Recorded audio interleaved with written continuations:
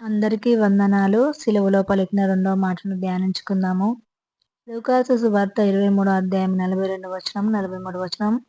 ఆయనను చూసి, యేసు నీవు నీ రాజ్యంలోనికి వచ్చినప్పుడు నన్ను జ్ఞాపకం చేసుకొనమనెను. అందుకాయన వానితో, నేడు నువ్వు నాతో కూడా పరదేశంలో ఉందువని నిశ్చయముగా నీతో చెప్పుచున్నాననెను.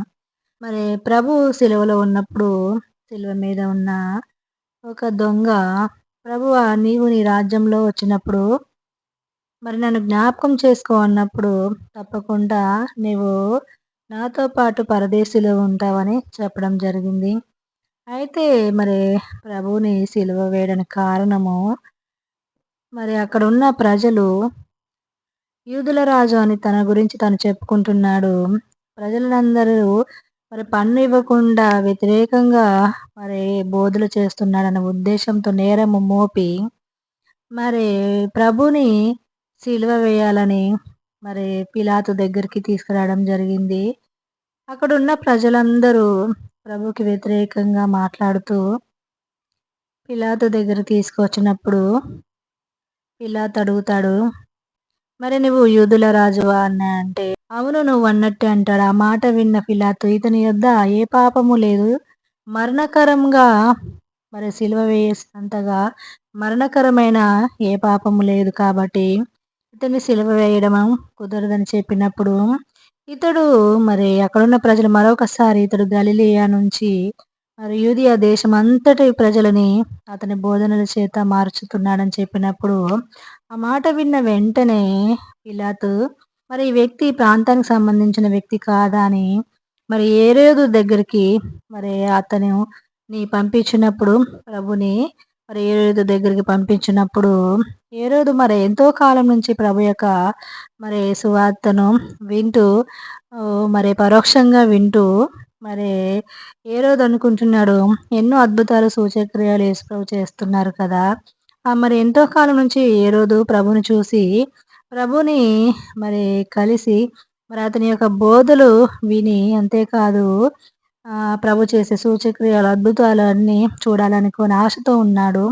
ఆ సమయంలో పిలాతు హేరోదు దగ్గరికి పంపించినప్పుడు యేసును చూసి ఎంతో సంతోషిస్తాడు హేరోదు. కానీ అక్కడున్న అధికారులు మరి పరిసయ్యులు ప్రభు యొద్ద మరి చాలా ఘోరంగా మరి నిందలు మోపినప్పుడు మరి ఆ మాటలు విన్న మరి హేరోదు మరి ప్రభు ఆ సమయంలో మౌనంగా ఉన్నాడు. ఏ సూచక్రియ చేయకుండా మౌనంగా ఉన్నప్పుడు అందును బట్టి పిలాతు మరి మరి ఏ సూచక క్రియలు చేయలేదని, అంతేకాదు ప్రధానులు శాస్త్రులు ఆయన మీద తీవ్రంగా నేరం మోపడం, ఇవన్నీ పరిస్థితులను బట్టి హేరోదు మరి ప్రభుని తృణీకరించి మళ్ళీ పిలాతు యొద్దకు పంపడం జరిగింది.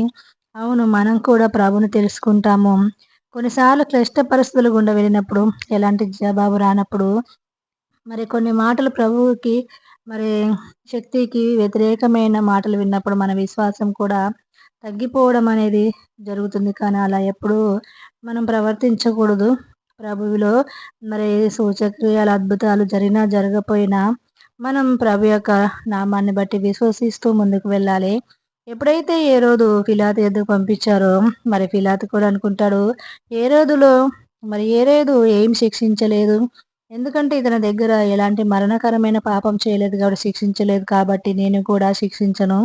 మరి మరి హేరోదుకు కూడా ప్రభుని సిలువ వేసేంత మరి శిక్ష అనేది వేసేంత పాపం కనపడలేదు. మరి పిలాతుకు కూడా కనపడలేదు. అయినా మరి వారిరువురు అప్పటిదాకా శత్రువులైన వారు ఇదే సమయంలో మిత్రులుగా మారడం జరిగింది.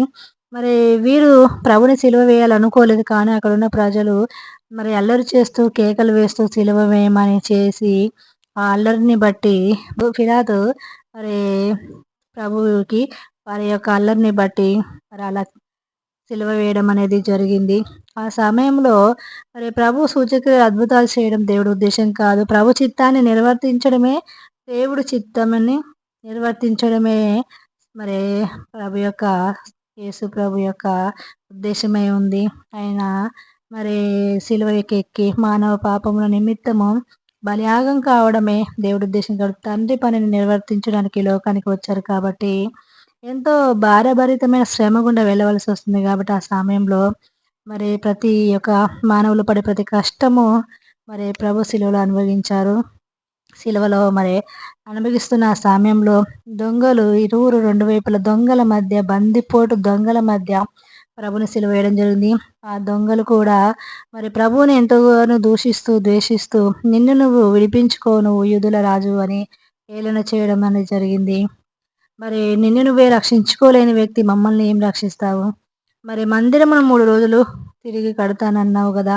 నిన్ను నువ్వు రక్షించుకో అని అక్కడున్న ప్రజలు హేళన చేయడం, దొంగలు హేళన చేయడం జరిగింది. ఎప్పుడైతే మరి మొదటగా ప్రభు అంత హింసిస్తున్నప్పటికీ వీరేం చేయుచున్నారో ప్రభువా!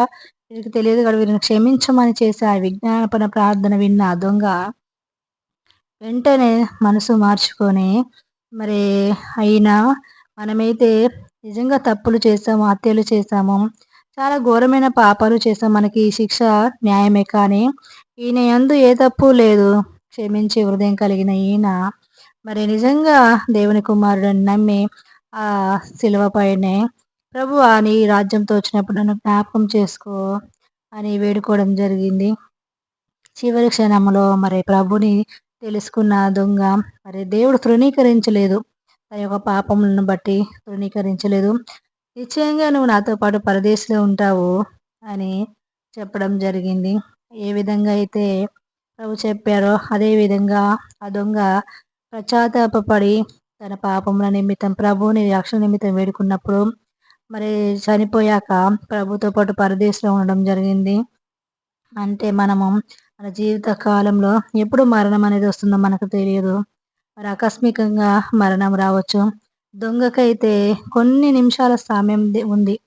తను పశ్చాత్తాపపడడానికి, ప్రభువుని తెలుసుకోవడానికి కొన్ని గంటల సమయంలోనే ప్రభువుని తెలుసుకొని మరణించారు. కానీ ఈ రోజుల్లో మరి ఏ క్షణాన మనం చనిపోతామో, మరొక రోజు మన జీవితంలో ఉందో లేదో తెలియని పరిస్థితులు గుండా వెళ్తున్నాం కాబట్టి మరి అలాంటి అవకాశం మనకి ఉండకపోవచ్చు కానీ కాబట్టి అలాంటి అవకాశం మనకు ఉండకపోవచ్చు కాబట్టి మనము మరి క్షేమకరమైన పరిస్థితులు ఉండగానే ప్రభుని మరి వేడుకోవాలి. ప్రభు రక్షణ మరి ప్రభులో రక్షణ పొందుకోవాలి. ప్రభుని వేడుకోవాలి. ప్రభులో రక్షణ పొందుకొని మరి ఆ నిత్యరాజ్యంలో ఉండడానికి మన జీవితాన్ని మనం ప్రభుకి అర్పించుకోవాలి. మరి యేసు ప్రభులు వారు ఎంతో శ్రమపడి మరి ఎంతోమంది ప్రజల కోసము మరి సూచక్రియలు, అద్భుతాలు, మహత్కారాలు చేసి చక్కటిగా బోధిస్తూ, కాలినడకన సేవ చేస్తూ మరి అనేకులను ప్రభు తట్టు తిప్పారు.